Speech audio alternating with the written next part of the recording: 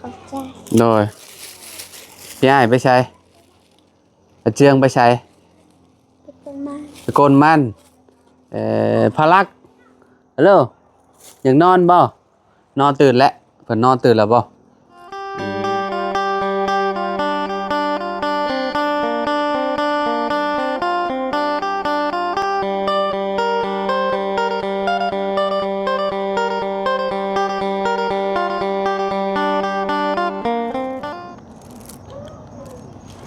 สบายดีและสวัสดีเด้อพี่น้องป่องปลายเบิร์ดสุขูสุคนเนาะบอกว่าสิอยู่ในและกระต่างประเทศพี่น้องมาพบมาพ้อกันเนาะกับเฮาคือเก่าคือเดิมยามหนึ่งแรงพี่น้องเนาะเพิ่มเติมคืออยู่ที่เฮือนอาเจืองเด้อพี่น้องเด้อเนาะเขามาหาอาเจืองเนาะแต่ว่าบ่เห็นอาเจืองพี่น้องสงสัยบ่อยู่แน่นอนเลยเนาะเห็นแต่น้องพาหลักกับน้องเชียงพี่น้องเนาะเชียงสบายดีโดย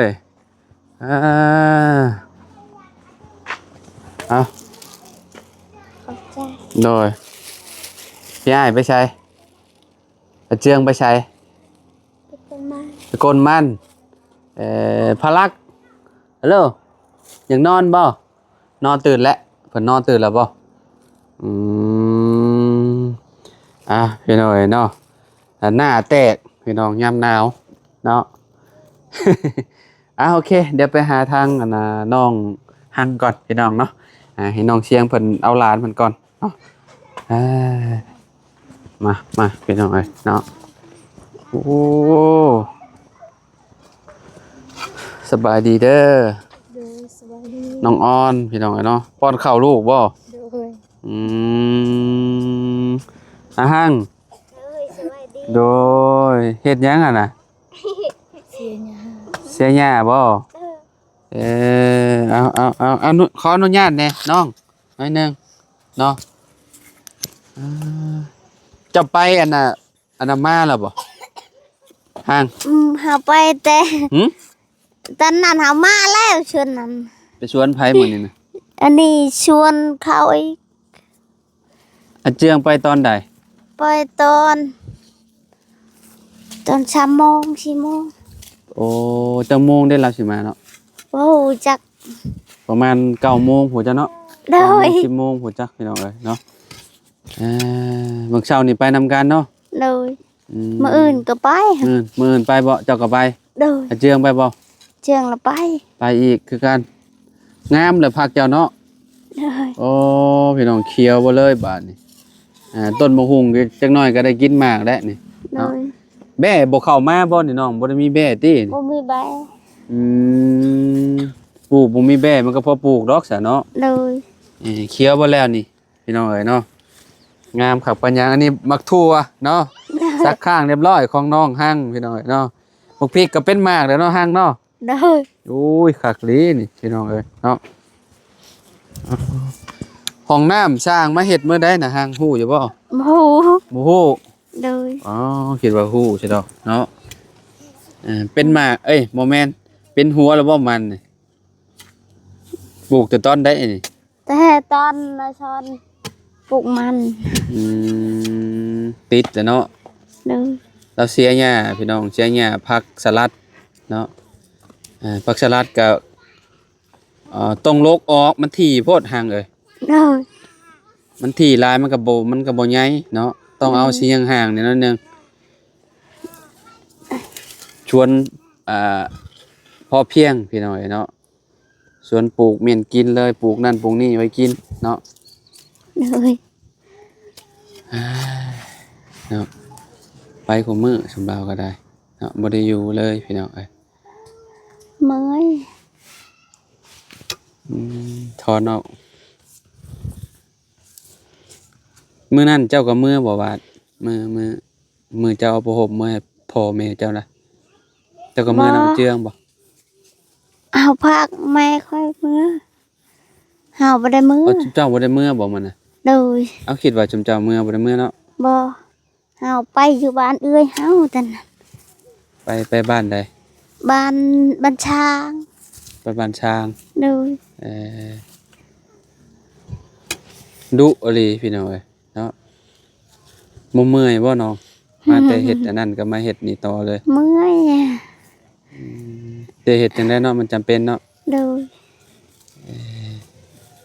มารักษาพี่น้องรักษาอันน่ะพักเอาอันนี้ออกหญ้าออกพี่น้องเอ้ยอันน่ะเครื่องอันน่ะห้องน้ำมาแล้วเนาะอุปกรณ์เนาะ โดย อืมฟุตหมองนี้เลยพี่น้องบ่อนอันสิเอาท่อลงเนาะ โดย นี่เด้พี่น้องเอ้ยเจียงขุดเรียบร้อยแล้วเนาะไว้เด้เราขุดเนาะแป๊บเดียวหนึง เฮาก็เฮาไปบ้านช้างแล้วขุดเฮา แม่นบ่ โดย เราไปบ้านช้าง เฮาเมื่อไผขุดอันนี้ อืม เฮาเพราะว่า จะมาจะตกใจบ่ โดย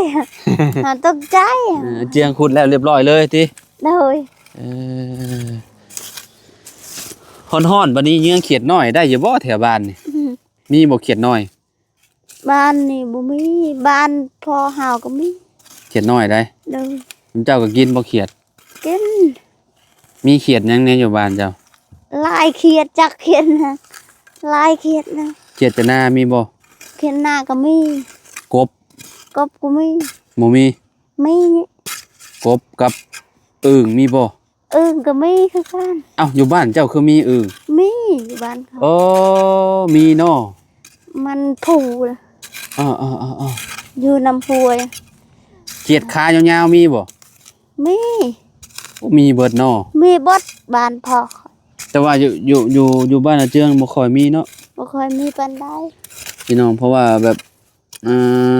สิว่าจังได๋แหละเพราะว่ามันมีแต่ห้วยเนาะ โดย บ่อยากมีปานใดพี่น้องเอ้ยแต่ว่าอยู่บ้านเจ้านี่มันใกล้ภูมันรถมีบ่ โดยมีลายแล้ว อืมตัวเคยไปก้านบ่กลางคืน เคยหาประการตอนนั้น ก้านเขียดหยัง การเขียดหน้าเขียดหยังเขียด ยามนี่แหละแซ่บหังเอ้ย โดยอยู่บ้านพ่อข้อยก็มี ปิ้งปิ้งแล้วก็ตำบักถั่วเนาะเขียดห โด น้าเนาะ ย อันนี้มันเป็นหยังนี่มันคือเหี่ยวแหละเอ้า ชักเป็นหยัง โอ้มีแนวกัดอันหากมาแล้วนี่ตัวนี้มันธรรมดานี่มันถั่วบ่เป็นหยังเขียวเจ้าใส่ปุ๋ยอยู่บ่ บ่ บ่ได้ใส่ติ โดยบ่มี สงสัยมีแนวกัดหากมันแล้วต้นหนึงมันจังอันนั้น โดยนี่ก็งัวเก็ดงัวกับเจ้าเนาะ โดยเสียงอยู่เฮือนงัวก็กิน น้องเชียงอยู่เทิงเฮือนผมบ่ฮู้ว่างัวมาเนาะ โดย งัวกับเจ้ามากินโอ้คะแนนเจ้าของกับเจ้าบ่เห็นนี่เขาว่าเรียบร้อยว่าจักแถวนี้ โดย กินเบิดแล้วนี่เขาว่า แบบบ่หลายแบบมีแต่งัววัดนะช่องตู้ หึ มีงัววัดช่องตู้ งัวกับเจ้าสองโตวบ่ โดย เออเพราะว่าคะแนนลายคือบ้านข่อยปลูกบ่มีอันหัวคือบ้านเจ้าบ่ได้ดอก โดย บ้านข่อยงัวกับเจ้าปล่อยยามแรงนี่หลายแฮง โดย ก็คือแบบแต่ละเฮือนนี่มีระดับ10โตขึ้นไป โดย เออ อันนี้บ่มีแบก็บ่มี อันนี้ ไก่ก็บ่มี อันนี้ใครแน่นี่ปลูกบ่มีเนาะ โดย ปลูกบ่มีงัวมีหยังมึงกินพี่น้องเนาะงัวก็เจ้าก็เลี้ยงเอาหั่นน่ะแบบว่าดามโตดามใดงัวอยู่พี่ค่อนข้างสิแพงพี่น้อง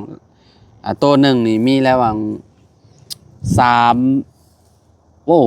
5-6 ล้านพี่น้องเนาะโตหนึงนี่ โดย ประมาณ 9,000 50,000พี่น้อง 50,000 บาท แต่ว่าอยู่บ้านน่ะโตละ 2-3,000 บาทงัวได้ห่าง โดย แบ่ก็ยังเป็นราคาอยู่นี่เนาะแบ่ยังเป็นราคากว่าอีกพี่น้อง แบ่ แบ่ ละ ตัวละ เป็นราคา ล้านปลายเนาะคือขึ้นเทือนอาห้างน่ะก็ล้านห้าซื้อมา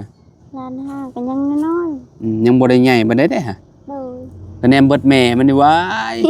หิวว้าว สองล้านสาม 2 ล้า ล้าน น3ล้านแล้วเขาเนาะ โดย แบบมีแต่ไข่ชัด อืมอยู่บ้านเจ้าหลายเนาะ โดยบ้าน อยู่บ้านหนองห้างนี่ก็เจ้าเลี้ยงแบ่เลี้ยงงัวพี่น้องเอ้ยเลี้ยงหมูเลี้ยงไก่บ้านเราธรรมชาติเด้บ้านเราคักพี่น้องเอ้ยเนาะอยู่ในท่ามกลางภูเขาพี่น้อง ภูเขาอ้อมเลยพี่น้องเอ้ยเนาะคือเฮาซุมเฮาไปแหละคือที่เห็นแหละแต่ว่าทางมันก็ยังยากแน่พี่น้องเอ้ยเนาะ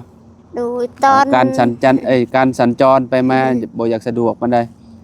ตอนเดือนหกเดือนเจ็ดเราก็เฮาก็ย่างอีกไป หืม ไปบันดงก็ย่างอีกไม่ค่อย อืม ตอน เอาออกจากบ้านนี่ต้องออกแต่เช้าเนาะ ดู สมมุติว่าอย่างมาบันดงเนาะ โดย มาซื้ออาหารการกินนี่ย่างมาพี่น้องเอ้ย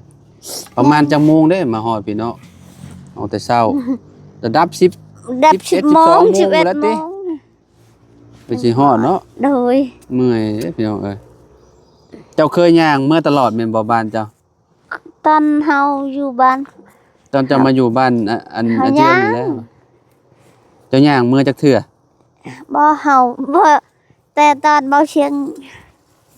ตั้งแต่เบาเสียงเจอพุ่นเจ้าย่างมาเนาะอืมแต่ก็บ่ได้อันนั้นเลยบัดนี้ โดย เอ่อกัดใกล้เติบได้พี่น้อยเนาะย่างไปสิ ไก่ ฮอด ก็ขึ้นภูอีก เนาะ หนึ่ง เบิ่งขี่รถจักรนี่ออกจากบ้านอาเจืองไปพุ่นนี่ประมาณ10ออก10โมงแบบนี้10โมงก็ประมาณฮอดพุ่น11โมงปลายๆชั่วโมงครึ่งเนาะประมาณนั้นเนาะฮังเนาะ โดย ขี่รถจักรได้พี่น้อยเนาะ ที่รู้จักประ คันว่า มาณ ให้ย่างนี่ป้าโตมึงหาว่าได้หยังยังสิเมื่ออยู่บ่นี่ยังสิเมื่อบ้านเกิดอยู่บ่หรือว่าดดๆจังสิเมื่อ โดนๆในเฮายังกดมัน บัดอาเซียงเมื่อพุ่นแล้วเนาะ โดย ส่งอาเซียงพุ่นแล้วพี่น้องเอ้ยน้องเสียงเพิ่นช่วงนี้ก็เอาแต่หลานพี่น้องเพราะว่าอาหารกับอาเจืองนี่เพิ่นลุย อืม ลุยเอาแฮงโยพี่น้องเนาะของเจ้าเพิ่นบ่ได้คิวถอนมันหึเดือนใด แบบปูก็แม่ย่าเว้าก็ ตอนใด ช่องชามมือนี่นะ 2-3มื้อนี่บ่ โดย สิฮอดคิวแล้วบ่ โดย จักคนมาคือสิหลายอยู่เขาว่าเนาะซุมเจ้าไปเอาแฮงตลอด ไป เนาะ เอาตลอดหมดบ้านนี่ไป ซุมเจ้าไป2คนก็เจ้าก็มา2คนเนาะ โดยเฮาก็มาสองคน เพราะว่าอยู่เขตนี่นะก็เจ้าสิเอาแฮงกันพี่น้องของน้องซ้อนทอนแล้วมั้งของน้องซ้อนเนาะ ทอนแล้ว ของอาเจืองก็ได้ไปทอนบ่ เจืองเฮาไป เจ้าก็ไปบ่ เออ ทอนของอันน้องซ้อนเท่าใด โดย มื้อเดียวบ่แล้ว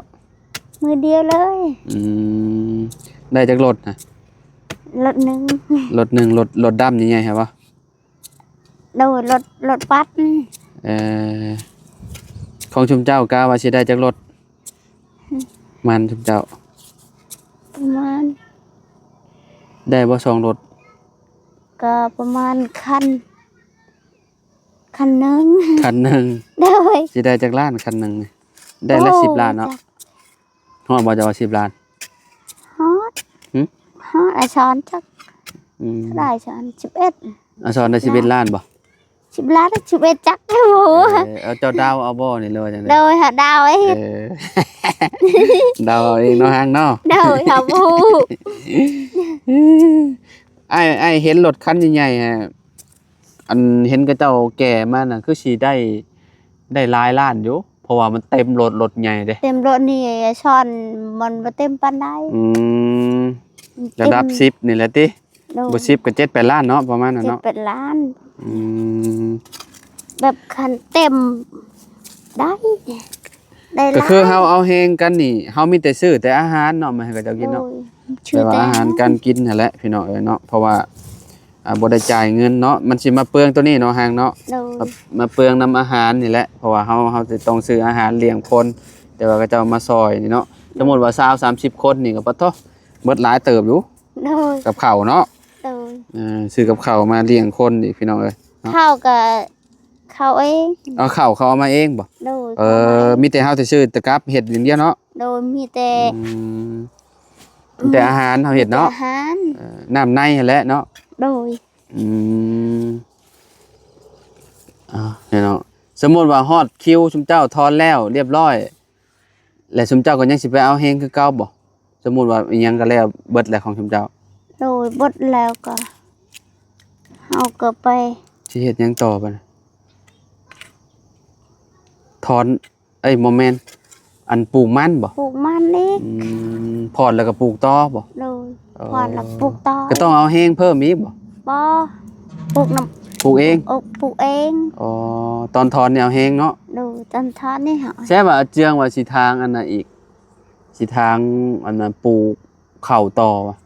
ปลูกข้าวอีก ปลูก แล้ ข้าว ว ก็ ปลู ปลู ก ก หยัง มันอีก ปีนี้ทางบ่ให้ ยัง ยังบ่ทางบ่เดือน4เดือน5ไปแล้วเนาะ โดยยังเดินชีเดินหาทาง ชุมเจ้าสิออกต่างบ่ปีนี้แบบว่าเฮ็ดอันน่ะเฮ็ดไร่เฮ็ดสวนนี่เฮ็ดเอาเองบ่บัดนี้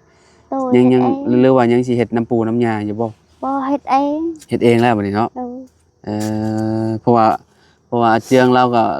รามีประสบการณ์อยู่เราว่าทางให้ทางหยังเนาะ โดย เราอ่านจักเราก็มีแหละนะ บ่เอาทางนภา หึ เอาทางนภา เอาทางนี่ใส่ผ้า โดย บัดเฮาอันนี้พุ่นแหล้วเนาะทำความสะอาดอันนี้เฮาใส่จักแม่นบ่ โดย อันนี้ปลูกโดนเติบแหละโป่งแล้วเด้พี่น้อยเนาะ โดยสำนันเนี่ยใส่จัก อ๋อมันขึ้นประมาณมันขึ้นชุงๆแบบนั้นน่ะเอาใส่จักเอาเนาะตาดเอาเนาะ โดย คะแนนมันต่ำๆซำนี้ยังบ่ลกดอกซำนี้เนาะ โดย ยังบ่ได้ใช้โอ้มันยาวคือตัวนั้นพุหญ้าตัวนั้นพุเนาะ โดยมันคือ หญ้ายาวๆนั่นน่ะเด้พี่น้อยเนาะก็สิใช้